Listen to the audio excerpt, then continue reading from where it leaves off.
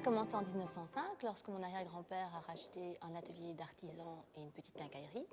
Au fur et à mesure des années, il a acquis diverses collections, ce qui permet d'avoir aujourd'hui une étendue de bronze d'art assez importante, plus de 45 000 pièces. La serrurerie décorative, on entend par là évidemment tous les éléments décoratifs de la porte, de la fenêtre, et tout ce qui va autour, comme des plaques interrupteurs, des luminaires, des rampes d'escalier. On peut aller vraiment très très loin. La limite finalement, c'est l'imagination. Depuis quelques années, il y a des designers qui viennent se proposer pour dessiner des pièces pour nous, ce qui est évidemment très agréable. Donc nous travaillons avec des dessins, où ils viennent avec des pièces, ce sont des discussions, on a l'impression de reconstruire le monde, et puis il y a des pièces magnifiques qui en sortent. Et on travaille avec des personnes comme Louis de Limbourg, Jean-François Dor, Manuel Arangero. On a divers designers qui viennent régulièrement, même Charles Cazin a dessiné une collection. La particularité de la collection, c'est l'étendue des styles. On a des collections qui remontent jusqu'au XVIe siècle. On a des pièces qui sont des Louis XIV, Louis XV, Empire, style Renaissance, gothique, anglais, Art déco, Art nouveau. Et chaque année, on crée de nouvelles collections. C'est la force de l'entreprise, c'est qu'on a vraiment brossé l'entièreté des époques et qu'on continue à créer aujourd'hui.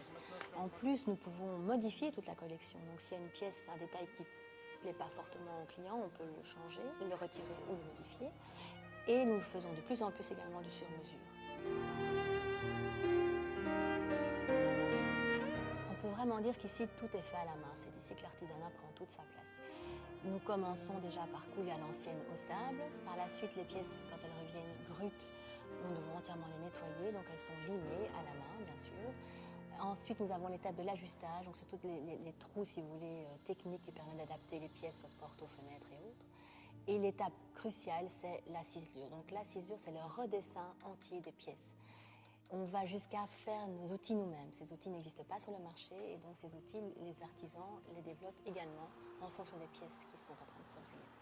Par la suite, on passe au polissage, qui est également fait main, ce qui permet vraiment d'aller dans les moindres petits détails, dans les moindres recoins.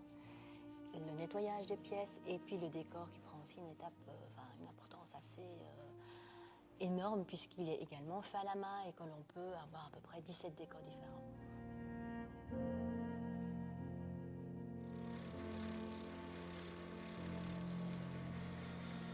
La dorure est faite maison également. Donc nous prenons les pièces qui passent dans différents bains d'acide pour préparer le laiton à absorber leur fin. Les pièces passent dans un bain de sel d'or à 24 carats. Et ensuite, une fois qu'elles sortent, elles restent X minutes, donc 3 minutes et demie, c'est assez technique par épaisseur, par micron. On les met dans de l'eau chaude et de l'eau froide plusieurs fois, ce qui permet à leur fin de définitivement s'accrocher aux pièces. Les qualités premières pour être un artisan chez nous, c'est l'écoute, le respect des anciens et il faut être tenace. Parce que je crois qu'au début, c'est pas évident de limer des pièces toute la journée.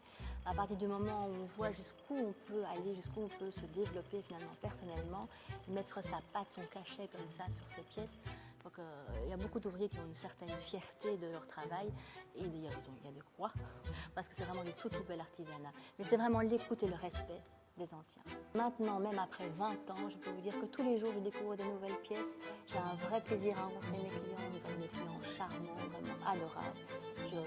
J'espère que tout le monde aura un jour la chance d'avoir une clientèle aussi sympathique. C'est vraiment au quotidien du vrai plaisir.